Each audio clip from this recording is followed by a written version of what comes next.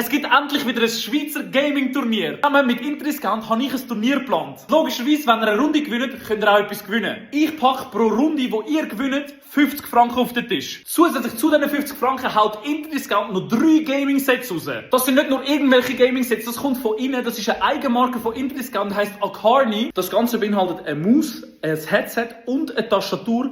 Wenn ihr also gewinnt, gewinnt ihr alles. Und das Ganze verlosen sie 3 Mal. Das Turnier startet heute um 6:30 bei mir auf TikTok im Livestream. Gespielt wird 2 Runden von Fortnite und 2 Runden Rocket League. In Rocket League ganz speziell wird es ein 1 gegen 1 gegen 1 Turnier geben. Schreibt mal in den Kommentaren, was für Games euch sonst noch so interessieren, was so Turnier angeht. Und ich bin ganz ehrlich, ich möchte wieder Gas geben mit Turnier. Danke nochmal an Interdiscount fürs Hosten vom Turnier. Und wenn es gut läuft, mache ich vielleicht noch ein paar extra Runden, wo ihr einen 100er gewinnen könnt. Danke vielmals an euch alle da draussen, weil ohne euch könnte ich so etwas nicht planen. Merci mal für die ganzen Follows und für die ganze Liebe. So, und jetzt kommen wir ins Stream. Ich freue mich auf euch und ich hoffe, ihr gewinnt etwas.